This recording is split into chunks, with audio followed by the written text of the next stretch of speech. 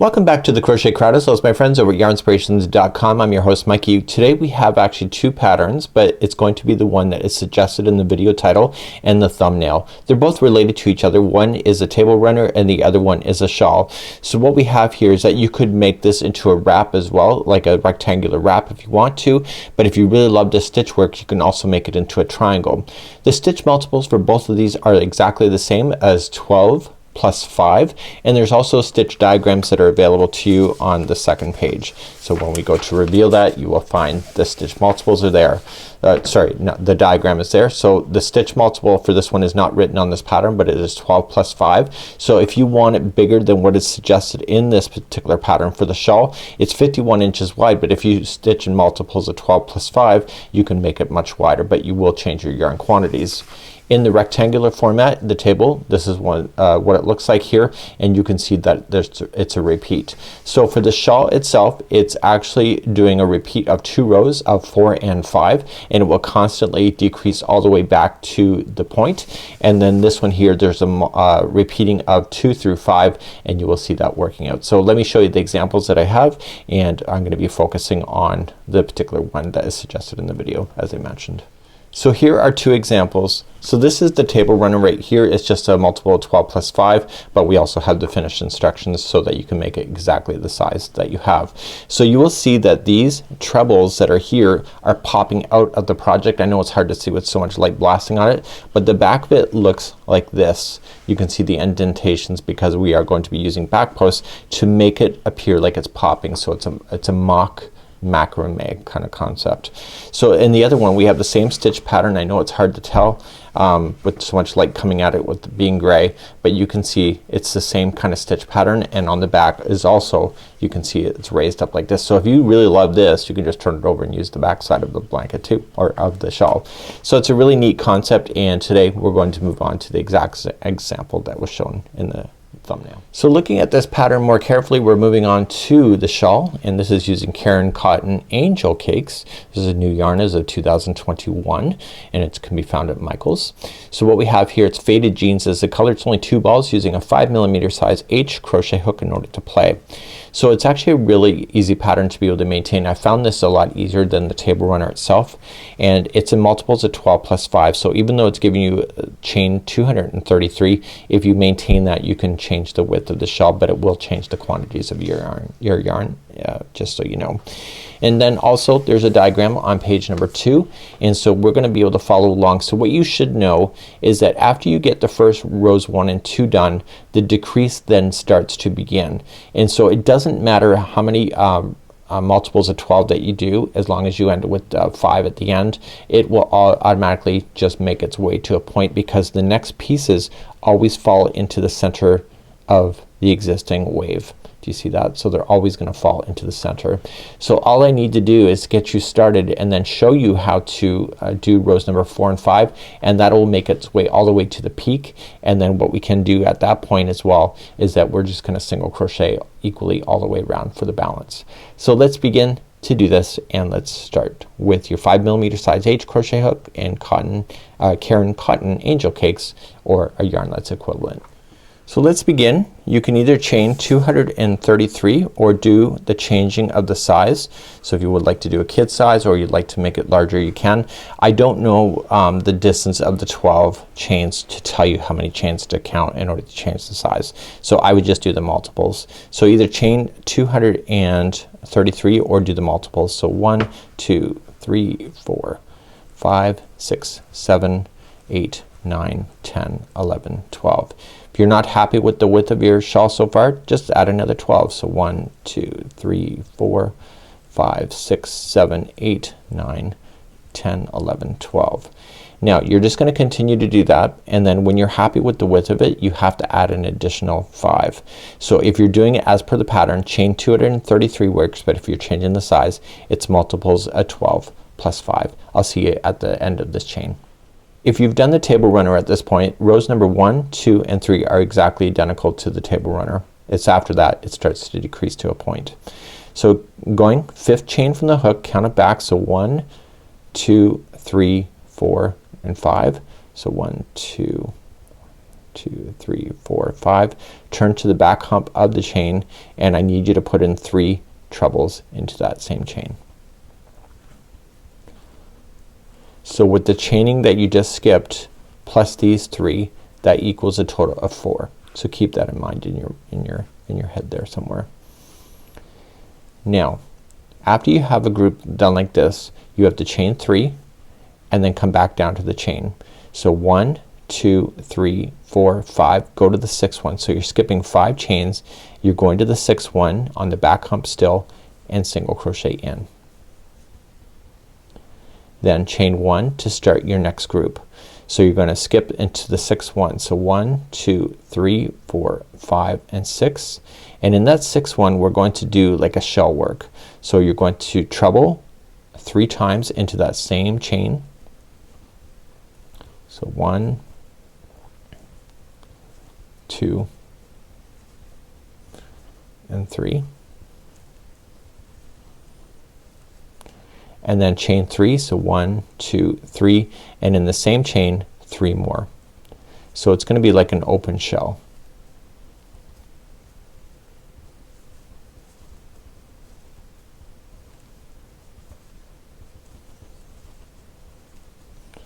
So after you have a shell like this done, you chain 1 before you started it and you chain 1 after it.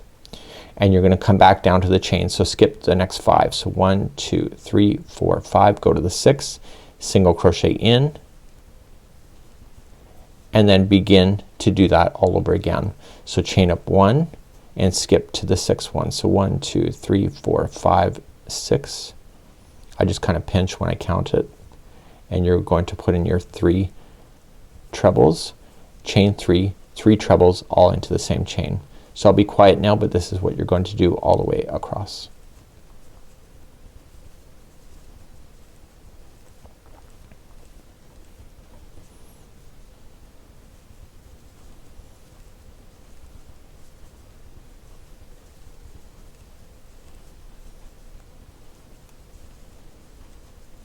So don't forget to chain 1 after you have that group done and continue to skip 5. 1, 2, 3, 4, 5.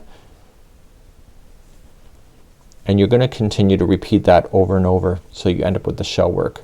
But eventually you'll come to the very end. So chain 1 before you start and you're gonna skip the next 5. So 1, 2, 3, 4, 5, and it's the last stitch. If you're confident you can just go right into the last stitch and you were going to apply 4 trebles into the very end.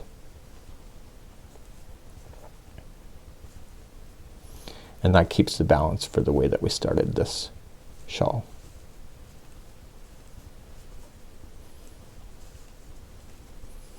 So when you pull it out, you'll have all your waves in the middle and then you'll have 2 partials on the bottom. Let's move on to row number 2. To do row number 2, pick it up and turn, and you're going to start. So this is like the table runner itself. So chain up 1, put in a single crochet into the beginning one on the top of the beginning treble, and now you're going to chain 5. So 1, 2, 3, 4, 5. We're going to do what we call is a back post treble 6 together. So the next 3 here and the first 3 here are going to become together as one stitch. So I'm using a Patons Lincoln Fog, by the way, just so you know. So that's why you see all the little fibers and stuff. It's actually real fiber in there. So what we have is that we're going to wrap the hook twice and come in to the back post of the first one. So from the back, pop it and then go to the back. And you're going to pull through 1 and 2 and hold it. And then do that again. So wrap the hook, come into the next one in the succession and pull through 2 and 2 and hold. So don't finish it, and then do the next one. So wrap twice, come from the back, pop it. So you're technically on this row looking at the wrong side of the project, so the underside of the shawl. So you got your 3 there. You're then going to progress to these 3. So wrapping twice, start with your first one coming from the back post.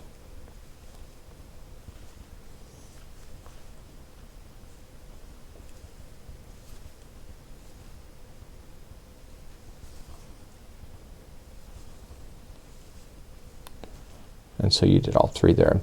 You should see a total of 7 loops on your hook. Yarn over, pull through all 7, and then chain 5 to move on. So 1, 2, 3, 4, 5. Look for the next chain 3 where these are splitting, single crochet there, and then chain 5 again. So 1, 2, 3, 4, 5. You're going to put the first 3 here and these 3 here together as one. So it's again a 6 treble on the back post together. The nice thing about this shawl is that once you get moving on it, every row gets less and less, so it'll get faster and faster to create this after you get beyond the first few rows. So that's kind of encouraging. It makes it feel like you're moving much and much faster each and every time, which you kind of are, because you're removing out stitches as you go. So you're looking for the 7 loops on the hook, pull through all 7, and then chain 5 to move on. So 1, 2, 3, 4, 5. And you're gonna do this all the way across. So come to the next chain 3 space, single, and in this case we're running to the edge already, so we're gonna chain 5, and you're gonna put these 3 and these first 3 together, leaving that last one, the turning chain, untouched for now.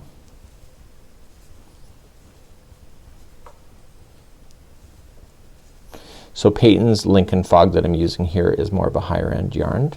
It's using wool.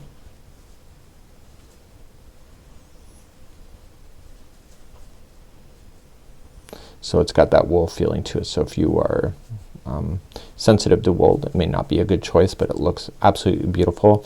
I'm not sensitive to wool and it feels amazing on my hands, to be honest with you.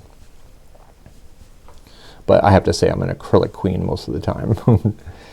Okay, so we have our 7 loops, pull through all 7, and to finish off this row you have to chain 5. So 1, 2, 3, 4, 5, and then you begin, and on this turning chain you just go right into the top of the turning chain, right into a chain itself, not to a space, and single crochet, and that will hold that in.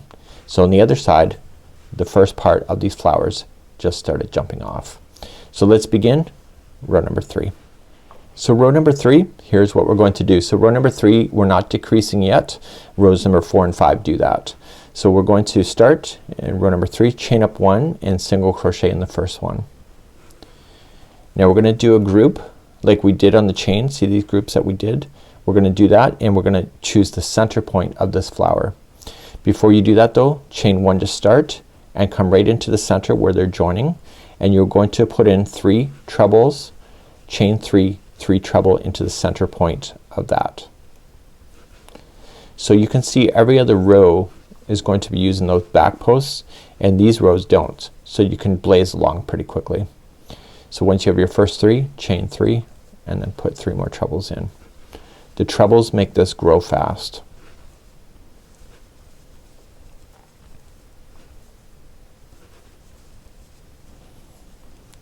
Okay, chain 1 after you have that group done, like we started with the chain 1 before we started this group, and see this single crochet that is resting there? That's where you're gonna single crochet to maintain, and you're gonna do that again across. So chain 1, look for the center point right here, and you'll put in 3 treble, chain 3, 3 treble.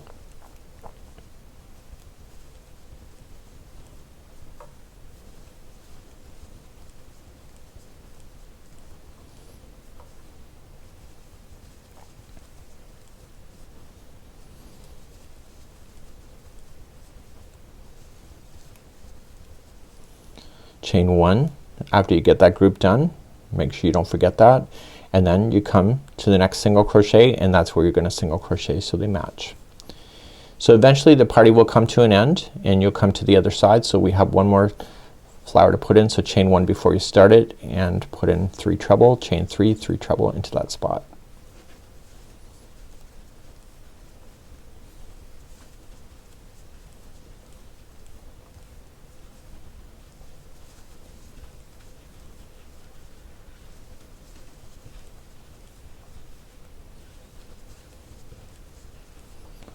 chain one after you have that group done, and what you're looking for in the very last piece is the single crochet where you'll have that go in, and this will be pinned down. So this was row number 3, and on the back of it you can see that it's lifting, and this side looks just equally as nice, and we're going to turn our work and begin rows number 4 and 5, which is the repeat for this whole thing to the point. In row number 4 we're always going to decrease, so we have to get ourselves to the first chain 3 here, so it's gonna crawl up. So the actual point is going to start and go like this. Because I haven't got very much here, it's not gonna take long to get there, but for you you'll be wider, so each time you're starting row number 4 you're taking out half of the beginning and half of the end of the flower. So let's begin. Right in this first one you're going to just come right into the top of the stitch, and you're going to slip. You're gonna slip into the space, and you're gonna slip into the 3 that are there, the 3 trebles, and you're going to slip finally into the chain 3 space, and this is where your story begins then on officially row number 4.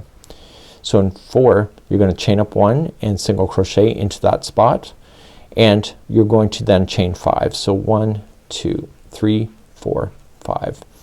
So if you've done the table runner, what is not in this one here that was in the table runner is portions of the back post trebles. They're always in fulls. So this first 3 and the next 3 here are going to become together as one. So wrapping from the back post and put the first 3 together so far, but don't finish it, and then jump on over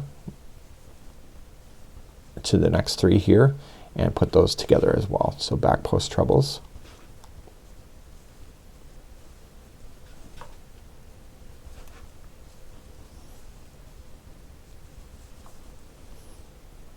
so you're looking for 7 loops on your hook. That's the secret.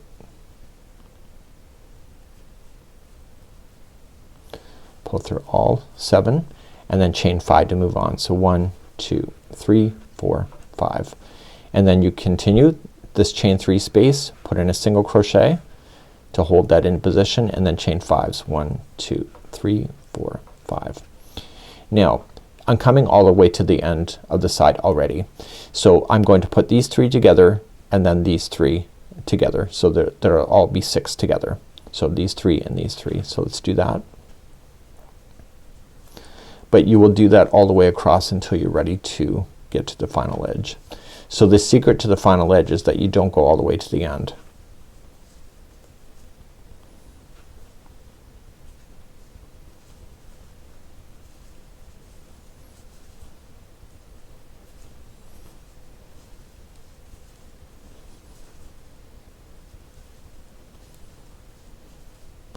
So you're looking for your 7, pull through everything, and so I'm at the very end coming up there, so I chain 5s 1 2 3 4 5, and I single crochet in the next chain 3, but you can see there's nothing else left. Okay, there's only a partial, so that means you're done. So you can see that we came up on the one side and we're in the beginning of this point here, so we want to end at this point here, and you're going to turn your work and begin row number 5. So row number 5, right where you are, chain 1 and single crochet into the first one. So we are going to do these full flowers, so just chain 1 before you start that, and then coming into the center point. So 3 trebles, chain 3 3 trebles all into that center point. And because on the last row we ended early, there's gonna be less of these to do.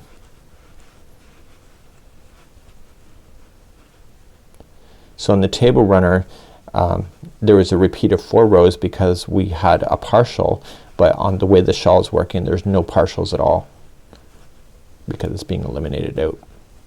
So after you have that group, chain 1, single crochet into the next single, and then chain 1 and start the next one. So look for the center point, and you'll do that all the way across. So 3 trebles, chain 3 3 treble.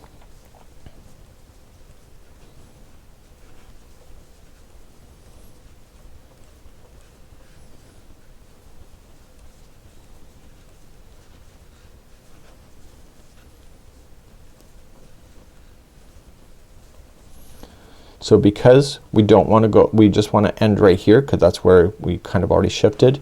So chain one after you do that and single crochet there. And therefore you can see that it's just starting to work up like this. So you're gonna turn your work and you're gonna begin rows number 4 and 5 all over again. In my case I only have one left. So if I was to show you it again, just when you start the next row, this is like repeating row number 4, you're just gonna slip all the way to the chain 3 space that's available to you. So you're gonna go all the way up the one side here and into the chain 3 space. So you'll have more to work with than what you see here because I've just got a small sample, but this is where you would begin the journey again. So this is row number 4, so you're just gonna chain up 1, single crochet, and then chain 5. So 2, 3, 4, 5, and then you're going to put the 6 together.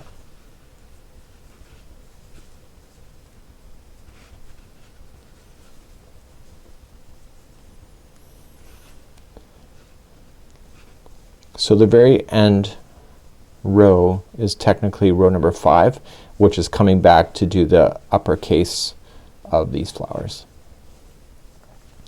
So once you have your 7 loops, you'll come all the way and then you'll chain 5. So 1, 2, 3, 4, 5, come into the next chain 3 space, and then that's it. And then turn, and this is be the last row if you're working on this. So chain up 1 single to the first single crochet, and into the center point I need you to put in your final. So you have to put in your 3 trebles, chain 3, 3 treble to finish.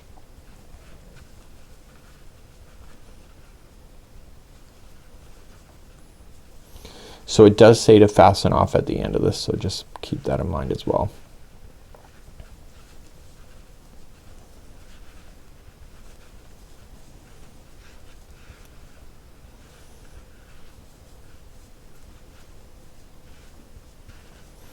And then chain 1 to complete that, and you'll reach on over and you'll get that last single crochet, and therefore you've just eliminated out stitches and you made yourself into a point.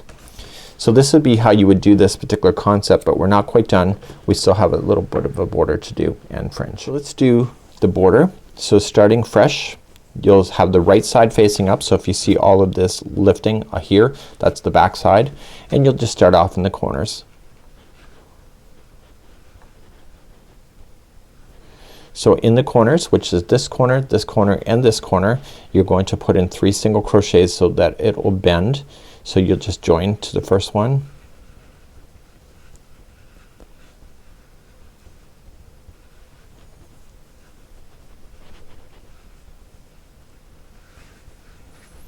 and I would put in the 3 single crochets there. So on the table runner that I've already filmed just minutes ago before this, is that I found that these chain 5s work if you just put 3 loosely done single crochets there. If you feel like it's pulling in though, add 4, but I found 3 worked for me. Okay, and then it's coming in here, and so I'm just gonna put 3 single crochets. It says to equally space, but 3 is what I figured out, but you might be having a different story. So make sure you customize to yourself, and then I put 1 in these spots that are holding to kind of hold it in a position. So I'm gonna do this all the way across until I'm ready to turn, which I'll be there in just a moment, so I'll be quiet for a moment.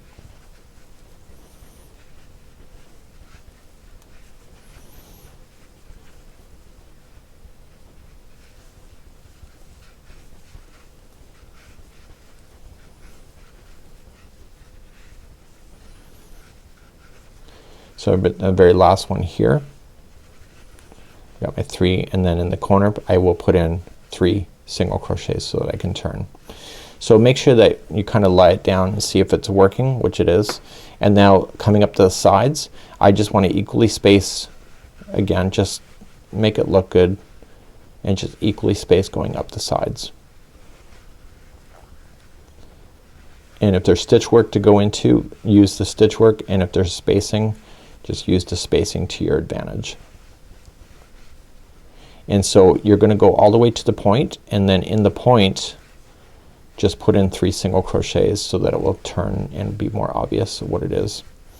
If you want it to be more rounded, then don't bother, but that's a choice that you have for yourself to make.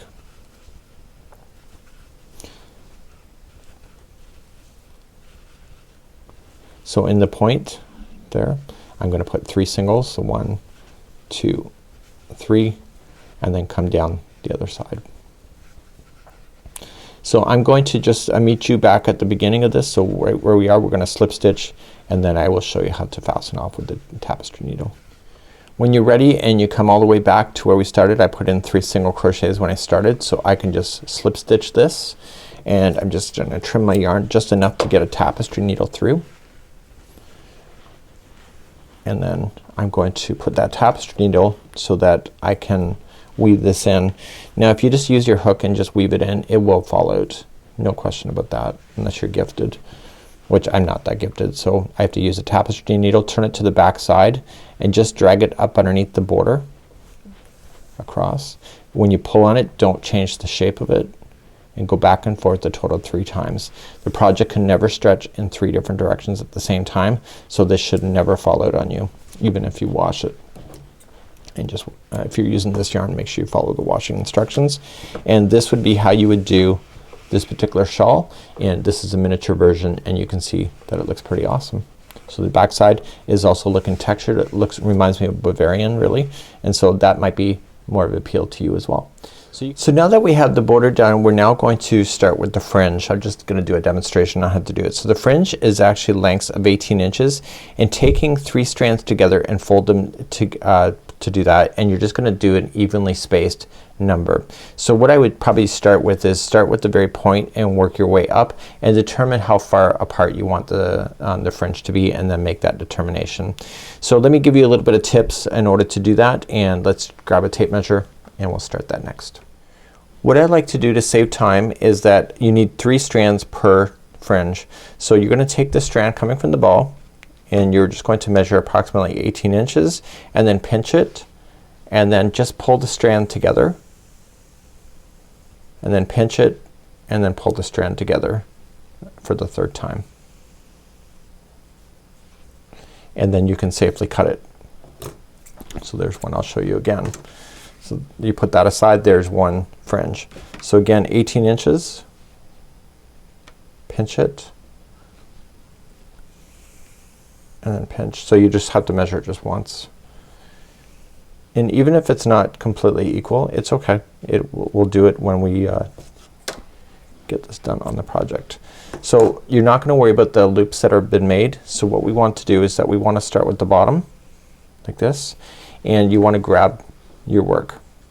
Now you're gonna start with this, and you are going to pull through from the back side. So this is the good side of the work. So starting in the first one, put the hook on the back coming forward, and then just loop this. So this has been folded in half, and loop it, and using your fingers just spread it and pull through. And this cross beam that you're doing is on the front side of the work, and you're going to pull like that. So then I would think about moving up, maybe skip a stitch. You can try it. Fold it in half. Again, coming from the back side. Just enough so that you can get your fingers through it, and then fold through. And there is your next one. And you can determine that. So when you're ready for it, you want to go all the way up the edge just like that. So you may want to spread it out or continue in the same manner.